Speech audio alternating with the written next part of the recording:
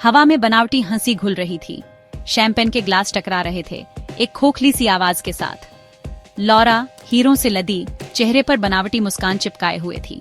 उसका ex husband Tony उसके सामने खड़ा था, आंखों में आग लिए। केक, लॉरा, तुमने अन्ना को केक का वादा किया था। लॉरा की मुस्कान लड़खड़ा गई। ऑन ऑफ कोर्स डार्लिंग, एक प्रिंसेस केक जैसा वो चाहती थी। एक झूठ। अन्ना उनकी बेटी बेहतर की हकदार थी, लेकिन अभी लॉरा की ज्यादा बड़ी चिंताएं थीं। उसका करियर, एक तो उसकी राइवल अल्बा रूम के उस पार इतरा रही थी। अल्बा के पीछे फुसफुसाते लोग, बिलियनियर स्नेल के अगले बड़े प्रोजेक्ट में रोल की बातें। बाद में अल्बा को कॉर्नर करते हुए लॉरा ने अपनी चाल चली। एक मनगढ़ंत फिल्म सिनॉप्सिस, उसे नीचा दिखाने के लिए। अल्बा का चेहरा देखने लायक था। ये इंडस्ट्री, ये जिंदगी एक जंग का मैदान थी। सिर्फ बेरहम ही बचते थे। जैसे जैसे रात ढलती गई, टोनी ने लॉरा को एक तरफ खींचा। उसका गुस्सा डर में बदल गया था। कुछ हो रहा है लॉरा, लोग बीमार हैं, अमीर लोग। बातें अधूरी, घबराहट भरी। उसका फोन बजा, उसे बीच में ही रोकते हुए। ये एयरपोर्ट से है, उसने जवाब देने से पहले बुदबुदाया। वो किसी को आने नहीं दे रहे। लाइन कट गई। लॉरा की रीढ़ में एक सिहरन दौड़ गई। ये हॉलीवुड के किसी और ड्रामे से ज्यादा था। ये असली लग रहा था। खबर जंगल में आग की तरह फैल गई। एक जानलेवा वायरस, जिसे रिच फ्लू नाम दिया गया, अमीरों को अपना शिकार बना रहा था। पोप नहीं रहे, एक टेक मोगल अपनी हवेली में मृत। डर, वो डर जिसे पैसा भी मिटा नहीं सकता था, दुनिया पर अपनी पकड़ मजबूत कर रहा था। लॉरा न्यूज देखते हुए दहशत और मौके का एक अजीब सा मिश्रण महसूस कर रही थी। स्नेल वही चाबी था। अगर वो उसके प्रोजेक्ट में रोल पा सकती है तो उसका भविष्य, उसकी दौलत सुरक्षित हो जाएगी। उसे उस तक पहुंचना था। उसका फोन बज हुआ। ये क्रिश्चियन था, उसका असिस्टेंट। स्नेल, वो ऑन ऑफ ग्रिड चला गया है, अलास्का। वो वहां कुछ बना रहा है। अलास्का, ये पागलपन था, खतरनाक। मेरे लिए फ्लाइट बुक करो, क्रिश्चियन, प्राइवेट, और अल्बा के एजेंट से कांटेक्ट करो। उसे बताओ मेरे पास स्नेल प्रोजेक्ट के बारे में जानकारी है।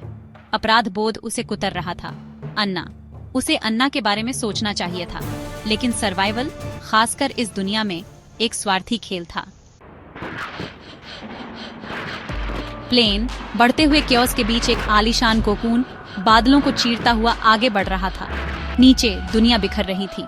ऊपर लॉरा शतरंज खेल रही थी, स्नेल के अंदरूनी सर्कल में अपना रास्ता बना रही थी। अलास्का ने उसे बर्फीली हवा के झोंके की तरह टक्कर मारी। हॉलीवुड के साफ सुथरे लॉन गायब थे। यहाँ स्टील और कांच जमी हुई जमीन से उठे थे। स्नेल के सनकी विजन का एक स्मारक। वो एक सैंक्चुअरी बना रहा था, तूफान के खिलाफ एक कीला। उसने स्नेल को एक कांच के गुंबद में पाया। सूरज की रोशनी उसके मुंडाए हुए सिर से चमक रही थी। वो डरे हुए अरब पेटियों के एक समूह को लेक्चर दे रहा था। उसकी आवाज आश्चर्यजनक रूप से कोमल थी। ये, उसने बाहर की दुनिया की ओर इशारा करते हुए कहा, एक रीसेट है, एक रिमाइंडर कि हम भगवान नहीं हैं। हम खून बहाते हैं, हम डरते हैं, हम मरते हैं। लॉरा उसे देखते हुए कुछ अनपेक्षित महसूस कर रही थी। सम्मान शायद, या हो सकता है कि ये बस उसकी मजबूरी थी। दिन हफ्तों में धुंधले हो गए। लॉरा कठोर अलास्कान वातावरण के अनुकूल ढलते हुए स्नेल के लिए अपनी कीमत साबित कर रही थी। वो साधन संपन्न थी, बेरहम थी, और सबसे महत्वपूर्ण बात, वो खेल को समझती थी। जब उसने उसे एक मिशन ऑफर किया तो उसने झिझका नहीं। बकिंघम पैलेस, स्नेल ने कहा। उसकी आवाज में कोई भावना नहीं थी। वहां कुछ है, कुछ जो मुझे चाहिए। उसने ज्यादा कुछ नहीं बताया, लेकिन उसकी आंखों ने बहुत कुछ कह दिया। ये सिर्फ किसी चीज को वापस लाने के बारे में नहीं था, ये एक संदेश भेजने के बारे में था। लंदन एक भूतिया शहर था। सड़कें, जो कभी जिंदगी से भरपूर थीं, अब वीरान थीं। रिच फ्लू ने अपनी पकड़ मजबूत कर ली थी। शहर को उसके पूर्व गौरव के एक भयानक प्रतिबिंब में बदल दिया था। लॉरा परछाइयों में चलते हुए उन लोगों के लिए सहानुभूति का एक दर्द महसूस कर रही थी जिनका अनुकरण करने के लिए वो कभी इतनी बेताब थी।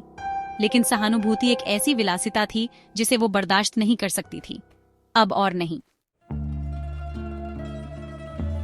ऑक्शन हाउस हताशा से भरा हुआ था। मुट्ठी भर अरबपति, उनके चेहरे उतरे हुए और पीले डरे हुए भेड़ों की तरह एक साथ जमा हुए थे। लॉरा, उसका दिल तेजी से धड़क रहा था, कमरे को देख रही थी। उसे घुलना मिलना था, बाकियों की तरह डरी हुई और हताश दिखना था। नीलाम करता, उसकी आवाज कांप रही थी, एक मोनेट पेश कर रहा था। बोली कम शुरू हुई, झिझक के साथ। फिर डर और इस भ्रम की उम्मीद से प्रेरित होकर कि कुछ सुंदर रखने से मौत को टाला जा सकता है, बोली युद्ध छिड़ गया। लॉरा का फोन वाइब्रेट हुआ। अन्ना, अपराध बोध ने उसे धो दिया, एक कड़वी लहर की तरह। उसने कॉल को इग्नोर कर दिया, नीलामी पर ध्यान केंद्रित करते हुए। कीमत बढ़ती गई, हर बोली कमरे को जकड़े हुए पागलपन का प्रमाण थी। 50 लाख, लॉरा ने खुद को कहते सुना। उसकी आवाज आश्चर्यजनक रूप से स्थिर थी। वो इसे बर्दाश्त नहीं कर सकती थी, लेकिन उसे जीतना था, उसे वहां से निकलना था। भागना एड्रेनालाइन और दहशत का धुंधला सा था। सैनिक उनके चेहरे गैस मास्क के पीछे छिपे हुए नीलामी घर में घुस गए। Protective custody. वे भौंकते हुए, डरे हुए अरब पेटियों को गाड़ियों की ओर ले जा रहे थे। लॉरा पीछे हट गई। उसके पेट में डर की एक ठंडी गांठ थी। वो जानती थी कि प्रोटेक्टिव कस्टडी का क्या मतलब होता है। ये एक सोने का पिंजरा था, मौत की सजा। उसे गायब होना था। क्रिश्चियन, उसका चेहरा पीला लेकिन दृढ़, उसके बगल में प्रकट हुआ। इस तरफ उसने फुसफुसाते हुए उसे एक साइड कॉरिडोर से नीचे खींच लिया। वे एक गली में पहुंचे। धुएं और डर की गंध हवा में घुली हुई थी। एक प्लेन, एक प्राइवेट जेट रनवे के अंत में इंतजार कर रहा था। चलो, क्रिश्चियन ने उसे खुले दरवाजे की ओर धकेलते हुए कहा। मैं उन्हें रोक लूंगा। लॉरा ने बहस नहीं की। वो प्लेन पर चढ़ गई। इंजन पहले से ही दहाड़ रहे थे। जैसे ही जेट ऊपर उठा, उसने पीछे मुड़कर क्रिश्चियन को देखा। जलते हुए शहर के सामने एक अकेली आकृति। उसने उसके लिए सब कुछ कुर्बान कर दिया था, और वो ये भी नहीं जानती थी कि वो जिंदा बचेगा या नहीं। स्पेन। हवा संतरे के फूलों और डर की खुशबू से भरी लॉरा पर दबाव डाल रही थी। स्नेल चला गया था। अलास्का में अपने किले से गायब हो गया था। अफवाहें उड़ रही थीं। उसने सब कुछ नष्ट कर दिया था, अपना भाग्य, अपनी संपत्ति, अपनी पहचान। उस वायरस के खिलाफ विद्रोह का एक हताश कार्य जो अमीरों का शिकार करता था। टोनी ने उसे एक छोटे से गांव में पाया। उसका चेहरा चिंता से भरा हुआ था। अन्ना उसके साथ थी। उसकी आंखें चौड़ी और सावधान थीं। लॉरा अपनी बेटी को पकड़ने के लिए, अपनी अनुपस्थिति, अपनी विफलताओं के लिए माफी मांगने के लिए तड़प रही थी, लेकिन शब्द नहीं आ रहे थे। हमें जाना होगा, टोनी ने कहा। उसकी आवाज जरूरी थी। यहाँ सुरक्षित नहीं है, अब और नहीं। वो सही कह रहा था। वायरस, ये एक जंगल की आग थी जो अपने रास्ते में आने वाली हर चीज को खा रही थी, और वो अपनी दौलत, अपने कनेक्शन के साथ वो सूखी लकड़ी थे जिसकी उसे लालसा थी। समुद्र उनके सामने फैला हुआ था, विशाल और निर्दयी। उनका भागने का रास्ता, उनकी एकमात्र उम्मीद। नाव, एक जर्जर मछली पकड़ने वाली नाव, उनके सपनों के बोझ तले कराह रही थी। लॉरा, उसकी त्वचा तनी हुई और अपक्षयित, तटरेखा को घटते हुए देख रही थी। उसके पूर्व जीवन के साज सज्जा चले गए थे। डिजाइनर कपड़े, भव्य पार्टियां और की अंतहीन खोज। वे न केवल समुद्र पर, बल्कि एक ऐसी दुनिया में भटक रहे थे जिसने अपनी मूरिंग खो दी थी। रिच फलू, ये सिर्फ एक वायरस नहीं था, ये एक गणना थी, एक क्रूर तुल्यकारक। उन्हें योलीन मिली, एक लाइफ राफ्ट में भटकती हुई। उसकी आंखें भूख और निराशा से खोखली थीं।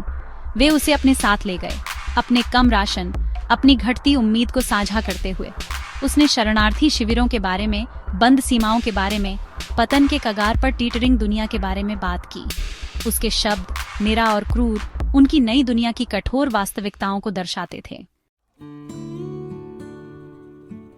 समुद्र तट अफ्रीकी धूप में झिलमिला रहा था। ताड़ के पेड़ हवा में लहरा रहे थे। ये स्वर्ग होना चाहिए था, लेकिन हवा, धुएं और सड़ांध की गंध से भरी एक अलग कहानी की फुसफुसा रही थी। शरणार्थी शिविर, मानव पीड़ा का एक विशाल प्रमाण, थोड़ा सा सांत्वना प्रदान करता था। उन्हें दूर कर दिया गया, बहुत अमीर, बहुत विशेषाधिकार प्राप्त माना गया, यहाँ तक कि करुणा के एक टुकड़े के लिए भी। विडंबना यह है कि केवल मुद्रा जो इस नई दुनिया में कोई मूल्य रखती थी, वह थी। लॉरा ने अन्ना को देखा। उसकी बेटी का चेहरा थकावट और शांत लचीलापन का मुखौटा था। वो वायरस से बचने, अपनी दौलत को बनाए रखने पर इतनी केंद्रित थी कि वो सबसे महत्वपूर्ण बात लगभग भूल गई थी, अपनी बेटी की रक्षा करना, उसकी आत्मा का पोषण करना। रिच फलू, उसने महसूस किया, इसने न केवल शरीर को तबाह किया था, इसने धन और हैसियत पर बने जीवन के खोखलेपन को उजागर किया था। इसने दिखावा छीन लिया था, कच्चा बेदाग सच प्रकट किया था, और सच्चाई यह थी कि जो कुछ भी मायने रखता था वो था प्यार, जुड़ाव, साझा मानवता, जिसने उन्हें एक साथ जोड़ा था। वे उत्तरजीवी थे और एक गिरी हुई दुनिया की राख में वे पुनर्निर्माण करेंगे, साथ में